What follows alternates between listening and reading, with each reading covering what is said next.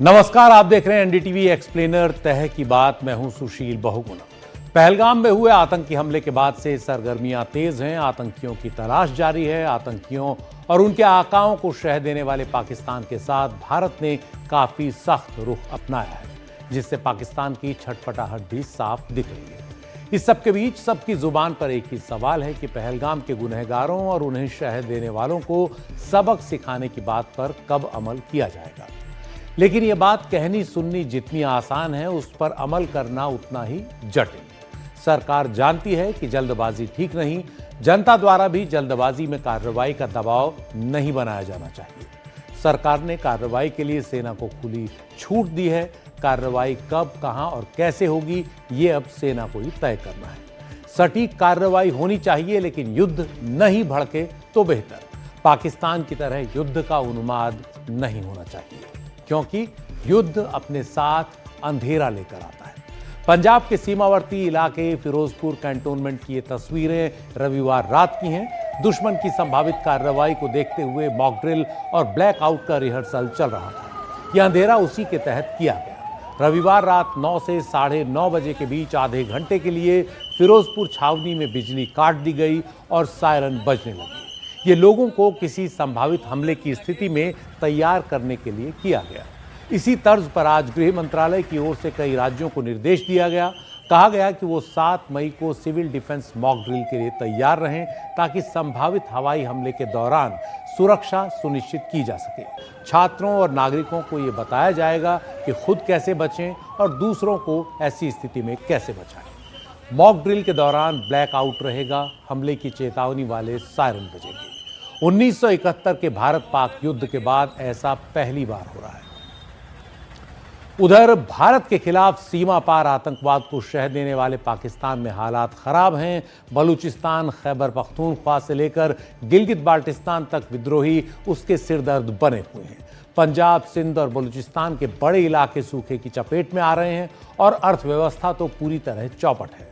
ऐसे में मूडीज की एक रिपोर्ट ने पाकिस्तान की चिंता बढ़ा दी है। रिपोर्ट के मुताबिक भारत के साथ लंबे तनाव से पाकिस्तान की अर्थव्यवस्था और बिगड़ जाएगी। उसे बाहर से पैसा मिलना मुश्किल हो जाएगा, कर्ज मिलना मुश्किल हो जाएगा और उसके विदेशी मुद्रा भंडार पर दबाव बढ़ेगा, जो पहले ही महज 15 अरब डॉलर रह गया है। जबकि भारत इस तनाव का असर झेल सकता है।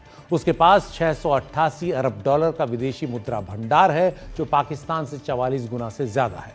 और भारत की अर्थव्यवस्था भी पाकिस्तान के मुकाबले काफी बेहतर है। लेकिन पाकिस्तान के हुक्मरानों को शायद अपनी अर्थव्यवस्था के चौपट होने के खतरे का एहसास नहीं हो रहा। उनका चोरी ऊपर से सीना जोरी वाला रवैया कायम है। आतंकवाद को शह देना पाकिस्तान की नीति का हिस्सा रहा है। पहलगाम आतंकी हमले के बाद अब जब भारत सबक सिखाने की तैयारी कर रहा है, तो उधर पाकिस्तान में जिम्मेदार ओहदों पर बैठे नेताओं की ओर से भड़काऊ बयानों का सिलसिला थम नहीं रहा। पाकिस्तान के रक्षा मंत्री समेत कई मंत्री पहले ही आग में घी डालने में लगे थे कि रूस में पाकिस्तान के राजदूत मोहम्मद खालिद जमाली ने परंपरागत से लेकर परमाणु हथियारों तक सबके इस्तेमाल की धमकी दे दी है। परमाणु हमले की धमकी कोई छोटी धमकी नहीं होती। ये बताती है कि पाकिस्तान परमाणु ताकत के मामले में बड़ा ही गैर जिम्मेदाराना रवैया अपना रहा है। परमाणु हथियारों को दरअसल डिटरेंट माना जाता है, ताकि युद्ध न छिड़े और छिड़ भी जाए तो लंबा न खींचे, क्योंकि अगर परमाणु हथियारों का इस्तेमाल होगा तो फिर तबाही तय है। 80 साल पहले हिरोशिमा नागासाकी की तबाही दुनिया कभी भूल नहीं सकती, लेकिन पाकिस्तान का रवैया बता रहा है कि उसे इस तबाही का एहसास नहीं हो रहा। पाकिस्तान जब परमाणु धमकियां दे रहा है, तो यह जानना जरूरी हो जाता है कि उसके पास परमाणु ताकत आखिर है कितनी, उसने परमाणु बम कहां छुपाए हैं। इस सिलसिले में पाकिस्तान की ओर से तो कभी आधिकारिक जानकारियां नहीं दी गई, लेकिन दुनिया के परमाणु वैज्ञानिक और विश्लेषक इसका अंदाजा लगाते रहे हैं। इस सिलसिले में 11 सितंबर 2023 को bulletin of the atomic scientist ने एक रिपोर्ट छापी। इस रिपोर्ट का शीर्षक था 2023 पाकिस्तान न्यूक्लियर हैंडबुक।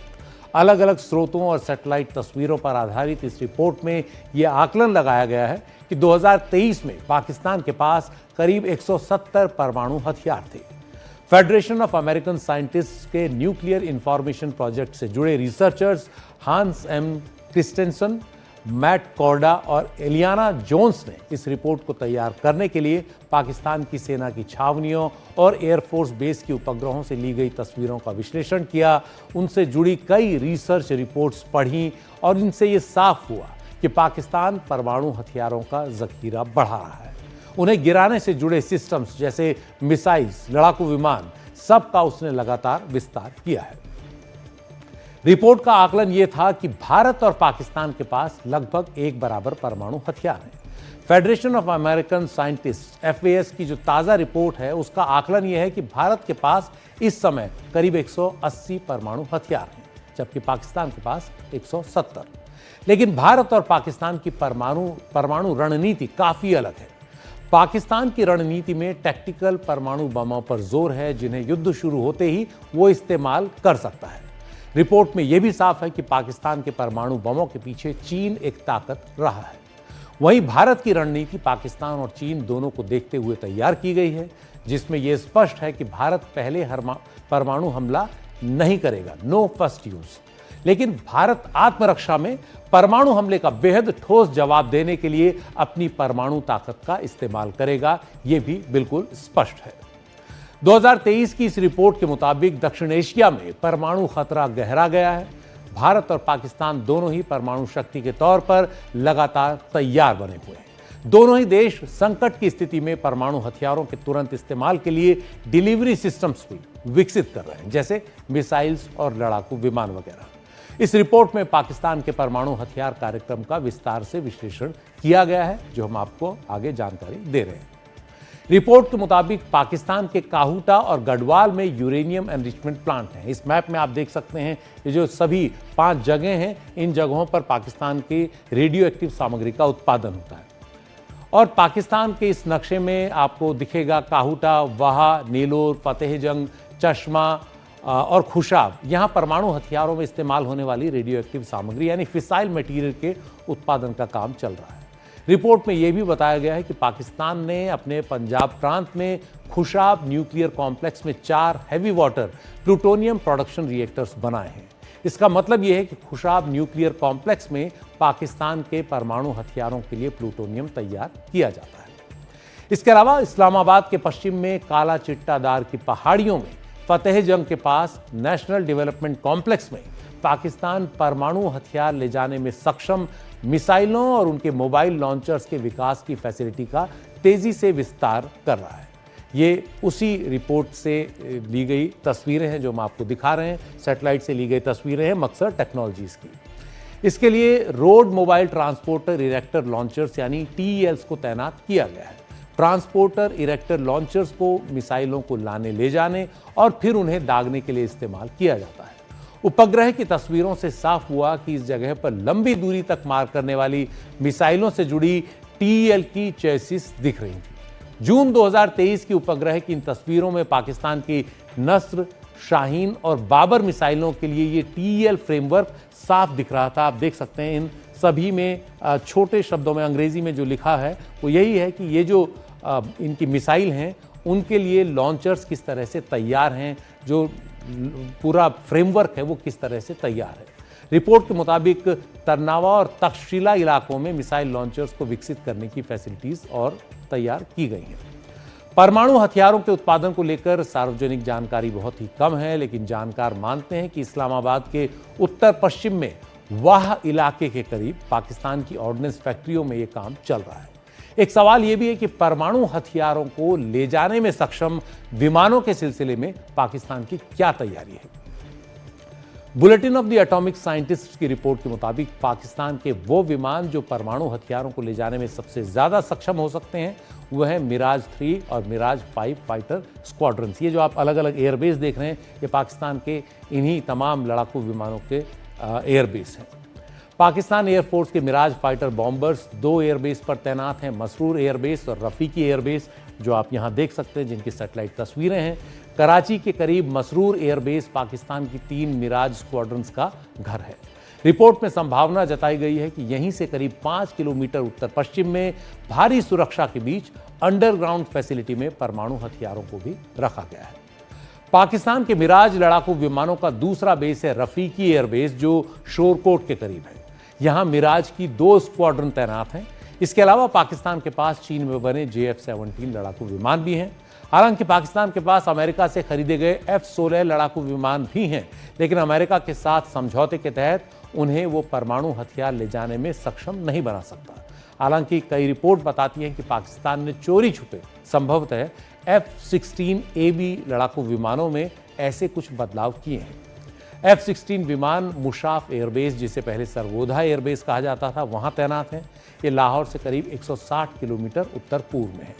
लेकिन इस बेस में वो न्यूक्लियर ग्रेविटी बॉम्ब नहीं रखे गए हैं जिन्हें पाकिस्तान इस्तेमाल कर सकता है। ये बम संभवतः इसी बेस से 10 किलोमीटर दूर सरगोधा वेपन्स स्टोरेज कॉम्प्लेक्स में भारी सुरक्षा में रखे गए हैं।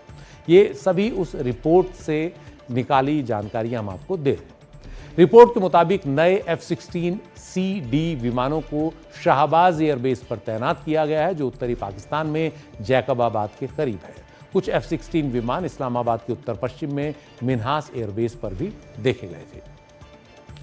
और अब बात करते हैं उन मिसाइल सिस्टम्स की जिनका विकास पाकिस्तान ने मुख्य तौर पर भारत को ध्यान में रखकर तैयार किया है। विकास भारत को रखकर किया है। Bulletin of the atomic scientists की रिपोर्ट के मुताबिक पाकिस्तान के पास परमाणु क्षमता से जुड़े 6 ऑपरेशनल बैलिस्टिक मिसाइल सिस्टम्स हैं जो सॉलिड फ्यूल पर चलते हैं। ये हैं शॉर्ट रेंज की अब्दाली यानी हथ-2, गजनवी यानी हथ-3, शाहीन 1A यानी हथ-4 और नस्र यानी हथ-9। इसके अलावा मध्यम दूरी तक मार करने वाली गौरी यानी हथ-5 और शाहीन 2 यानी हथ-6, हथ-6 मिसाइल भी पाकिस्तान ने विकसित की हैं। पाकिस्तान इसके अलावा परमाणु हथियार ले जाने में सक्षम 2 अन्य बैलिस्टिक मिसाइल सिस्टम विकसित कर रहा है। यह है मध्यम दूरी तक मार करने वाली शाहीन 3 और multiple independently targetable re entry vehicle MIRVED, जिसका नाम है Ababeel. Bulletin of the atomic scientist की रिपोर्ट के मुताबिक इन मिसाइलों को रखने के लिए पाकिस्तान ने कम से कम 5 मिसाइल बेस बनाए हैं। ये हैं खुजदार गैरिसन, जो आप यहां देख सकते हैं मैप में, सरगोधा गैरिसन, पानो अकील गैरिसन, आर्को गैरिसन और गुजरांवाला गैरिसन। इनकी 2 गुजरांवाला और आर्को गैरिसन की जो सैटेलाइट की तस्वीरें हैं वो भी यहाँ आप देख सकते हैं, जो बता रही कि इन मिसाइल बेस में अलग अलग मिसाइलों के रखे जाने के सबूत साफ दिख रहे हैं। इन मिसाइलों को यहाँ काफ़ी सुरक्षित तरीके से भूमिगत रखा गया है, जो और साफ इस वाली तस्वीर में होता है। इसके अलावा इन मिसाइलों को लाने ले जाने के लिए यहाँ TELs यानी ट्रांसपोर्टर इरेक्टर लॉन्चर्स भी कई जगह पर बिल्कुल स्पष्ट दिख रहे हैं। इनसे जुड़े गैराज और मेंटेनेंस गैराज भी इसमें साफ हैं। रिपोर्ट के मुताबिक पाकिस्तान ऐसी क्रूज मिसाइलों को बनाने पर भी काम कर रहा है जिन्हें जमीन के साथ साथ समुद्र में जहाजों से भी छोड़ा जा सके। इनमें बाबर यानी हथ-7 शामिल है। पाकिस्तान सरकार का दावा है कि बाबर में स्टेल्थ क्षमता है, यानी उसका पता नहीं लगाया जा सकता। वो जमीन के काफी करीब उड़ने वाली काफी फुर्तीली मिसाइल बताई जाती है जो सटीक मार कर सकती है, ऐसा पाकिस्तान का दावा है। यह रिपोर्ट सितंबर 2023 की है, जिसके हवाले से हमने आपको पाकिस्तान की जो पाकिस्तान का परमाणु कार्यक्रम है उसकी स्थिति बताई। उसके बाद से पाकिस्तान की परमाणु क्षमता को लेकर कोई बड़ी रिसर्च, कोई बड़ी रिपोर्ट सामने नहीं आई है। लेकिन ये रिपोर्ट बता रही है कि परमाणु हथियार को लेकर या उसे बनाने को लेकर पाकिस्तान कितना बेचैन रहा है।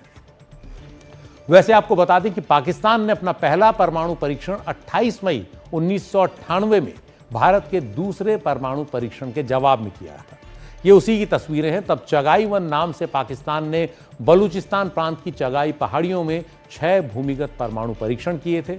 इस वीडियो में आप देख सकते हैं कि इन पहाड़ियों के नीचे हुए उस परमाणु परीक्षण से पहाड़ी का रंग ही बदल गया और उससे पहाड़ी पर धूल के बादल ऊंचे उठ गए। तब पाकिस्तान के प्रधानमंत्री नवाज शरीफ थे, जिनके भाई शहबाज शरीफ इस समय पाकिस्तान के प्रधानमंत्री हैं।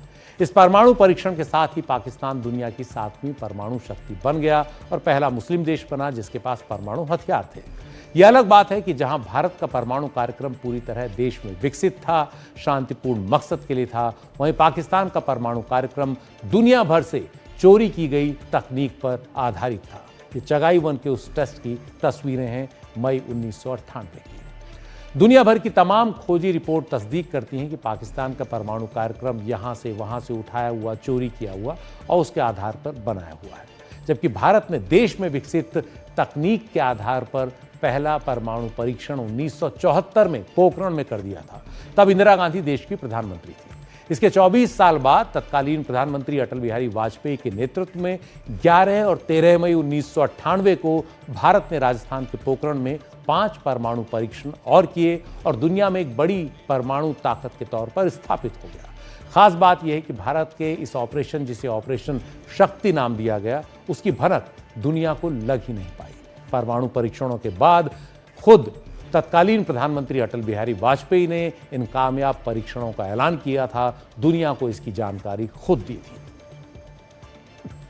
Today at 15:45 hours, India conducted 3 underground nuclear tests in the Pokhran range. अभिनंदन होना चाहिए वैज्ञानिकों का, उन इंजीनियरों का जिन्होंने पोखरण में जो कुछ हुआ उसे सफलतापूर्वक करके दिखाया। पोखरण में भारत के दूसरे परमाणु परीक्षण के बाद पाकिस्तान ने आनन फानन में अपनी शक्ति दिखाने के लिए चगाई में परमाणु परीक्षण किया। पाकिस्तान के चोरी छुपे चले परमाणु कार्यक्रम के लिए तकनीक को चोरी से हासिल करने का काम किया था उनके परमाणु वैज्ञानिक डॉक्टर अब्दुल कादिर खान ने, जिन्हें पाकिस्तान में परमाणु तकनीक का, परमाणु कार्यक्रम का जनक भी कहा जाता है। अब्दुल कादिर खान को 2004 में पाकिस्तान की सरकार ने गिरफ्तार कर लिया था। उन पर आरोप था कि उन्होंने ईरान, लीबिया और उत्तर कोरिया के साथ गैर कानूनी तौर पर परमाणु तकनीक साझा की। 2009 में सरकार के साथ एक गोपनीय समझौते के बाद उन्हें हाउस अरेस्ट से रिहा किया गया। 2021 में कोविड से अब्दुल कादिर खान की मौत हो गई।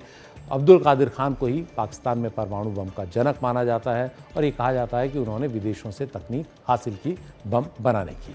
लेकिन पाकिस्तान ने सलूक उनके साथ भी वही किया जो पाकिस्तान अपने तमाम पुराने हुक्मरानों के साथ करता आ रहा है। तो चोरी तस्करी से हासिल की गई तकनीक के दम पर पाकिस्तान एक परमाणु ताकत बना हुआ है, लेकिन ऐसी ताकत के साथ जो जिम्मेदारी होनी चाहिए वो उसके व्यवहार में दिखती नहीं। देखना है आने वाले दिनों में उसका ये गैर जिम्मेदाराना व्यवहार उसे किस ओर धकेलता है।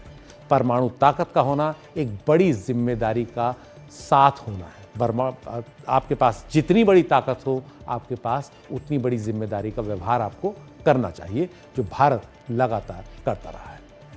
एनडीटीवी एक्सप्लेनर में आज इतना ही। नमस्कार।